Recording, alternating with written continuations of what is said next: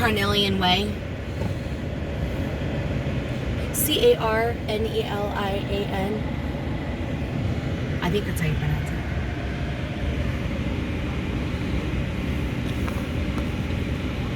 it. We've got people completely blocking the second lane of traffic, but on double parked Menifee Road on double parked. Yeah, they're sitting in the street with their hazard lights on, and people are swerving around. If they see it coming on the corner, we're going to have a nasty accident here any moment. But they're blocking the entire road in the second lane. On the Here comes one that's about to be ugly. Oh, are they? Oh, good. Yeah, they're lining up. They're blocking the road up, and then people are swerving around trying to avoid them as well.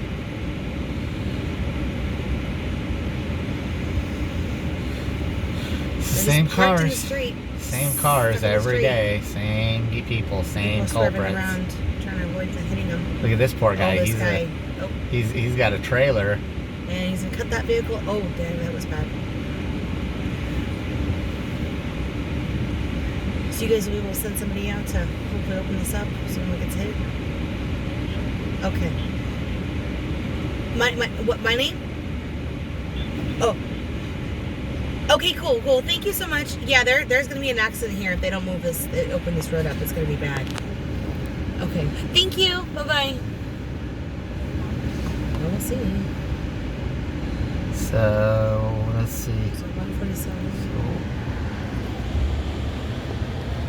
Hold on. 1:47 in the afternoon. Let me get that a little bit. There we go. 1:47 in the afternoon, and as you can see, after all the times that the police have been out here, all the times we've emailed, after the school has told people not to do this. Well, they really haven't, though. They actually really haven't. Well, they've been out here, and they know what they're doing. It's the same cars. It's the same freaking cars that I've seen time and time again. That Nissan right there, I've seen him a bunch of times. He does this every day. You know. The school's not doing anything about it either. They're not. No, and there is things that could be done. Like we said, like if you make that a no parking lane, you make that a no parking area on that curb, then all the cars can wrap around the curb and stay out of a lane of travel. But because of the way they have it set up and cars park there, that have no intention of going into the parking lot. The cars that want to go through the drive-through can't without blocking traffic, and unless they get here super early. Like some of these people were here, I'm gonna say right around 1 p.m. School gets out at 2:04. School gets out at 2:04. People get here an hour early so they can drive through. The people that are in the lane are the people that come like 15 to 20 minutes before school gets out. That's when it starts getting into the street. Right around 1:45, which it's 1:49 right now, or maybe a little earlier than that. I think my clock's a little fast, but you get the idea. My phone says 1:44. Yeah, so our phone says 1:45. Oh, here we go. So here's the next wave, and this is usually at about 15 to 20 minutes before school actually lets out. They really start backing up here. But this guy in the Charger just wants to go. He just wants to drive. And he can't because there's cars in the lane. And this is a daily occurrence at Freedom Crest. It's been, you've seen my, if I post this on Menifee Greens or any of the Menifee sites, people have seen my videos before, or my wife's videos. This has been going on for months now. The school's done nothing about it. There's been, not because of this yet, but there's been accidents right here just because of that kind of blind corner right there. So you can only imagine like what could happen. And still the school, the sheriff, when they've come out, have been great. However, the sheriff oftentimes doesn't show up because they're short-manned. And if they still haven't done anything in conjunction with the school to get rid of this situation, to stop it. And like I said, it's a very simple fix. Yeah, it's going to make more parking across the street in other areas. But people won't die. Nobody's going to die. And you make the curb, you paint the curb and put signs up, back just around that corner. If people still want to park on that side, they can. They just have to walk a couple 100 feet extra, which I think is a reasonable sacrifice for safety. Like, it's only a matter of time, and I guarantee you there has probably been accidents before because of this, and there will be again, and they could be really bad. You know, if you're not aware, I have over 20 years in the fire service. I've been on accidents like this, and I've seen what can happen in these situations, and it's not pretty. And you know, that car sitting in traffic right now, the Honda right there, you know, if he gets hit by a car going 50 miles an hour that's not paying attention, it's gonna be a big pad. It's not gonna be pretty. It's gonna pretty much total this car, and the person that hits him is gonna be hurting, and he's gonna be hurting, and he's gonna hit the person in front of him. It's not a good situation.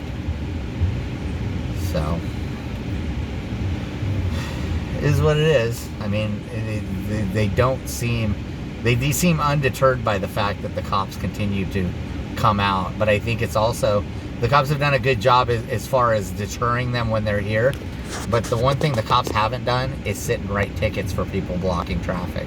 And I think if they did that, I think people would think twice about doing it again.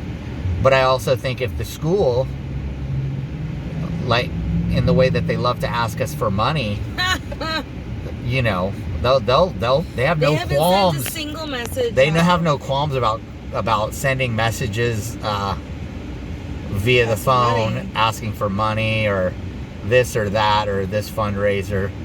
But they've never sent anything home about this, or sent an email or a message or anything. You know, you would think safety of our children and the children's parents would be more important than fundraisers, but apparently it falls second to fundraisers. So,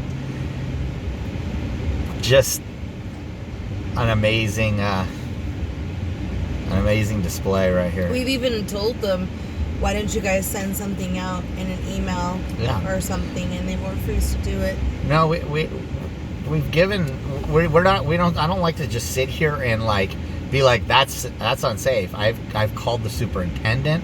I've emailed him numerous times. The trustees, the school board, the principal of the school, obviously, and school staff, and nobody seems. The risk supervisor. Supervisor. I mean, this has gone to everybody that it possibly could in this district.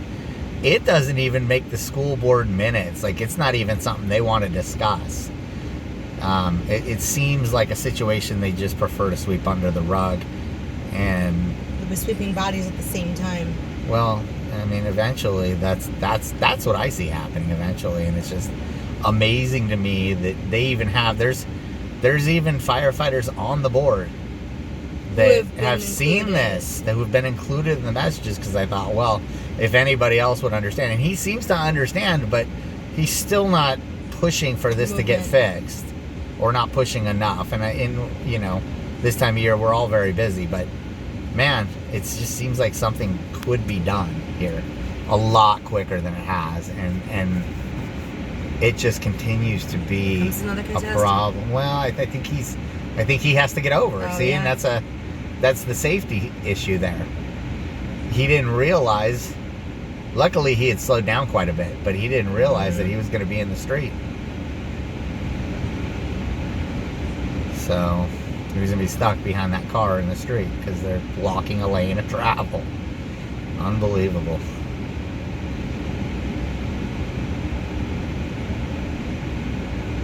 So, I mean, I'm at 9 minutes. This video's been rolling 9 minutes. You know that they're, and we called the police today. It's been a while since we've called them. I don't like to keep bugging law enforcement with this. So we called the police. We'll see if they show. They've got about maybe 15 minutes while they can still catch somebody. But seeing as how, you know, they're understaffed, and Menifee is getting its own police department, which hopefully at some point we can get like school resource officers and people that will actually do something. be here on a regular basis to stop this. But until then, I don't know. Anyway, I think I've made my point for today. I mean, it's better today than I've seen in the past. In the past, I've looked at it and it's Monday though. People are like running late. Running late on Monday. People are running late. I think more. I will say I think more people are parking and going and getting in their kids than used to because the cops have shown a presence. But there's still the holdovers that just think it's cool to block lanes of traffic, and that's them right there. So, but like I said, right now it's only a couple cars deep, but I would venture to guess that within the next 10 minutes it'll be at least 10 to 12 cars deep. They're usually, the cars are down the road, blocking the road until about 2:20 from what I've seen when leaving.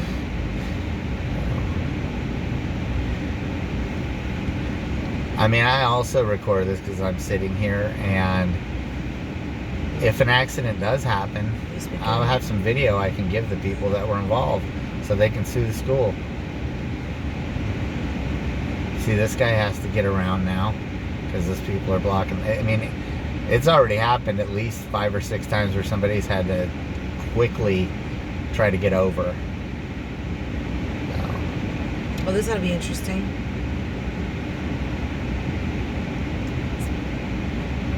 Are they staying? I Don't think he's gonna stay. That big ass truck. Are you kidding me? Oh my god! Wow. Yeah. That is something special.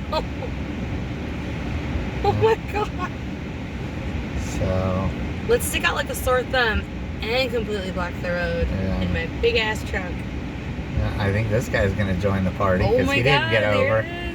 So you see, like now it's about 1:55. Now they're really starting to back it on up. These are the parents that just get here just in time, and they'll go 10, 12 cars deep. Yeah. So anyway, I'm gonna sign off because I'm gonna get out of my car and go get my kids. Like a normal person.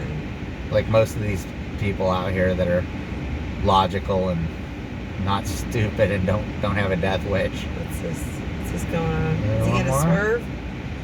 No, he's going hazards. Oh my god! He's going hazards. Because if you put your hazards on, everybody will see you and they won't run into you. Yeah. God. I wish. All right. And until shit show tomorrow. Yeah, until tomorrow when they do this all over again. Showing at 1:30.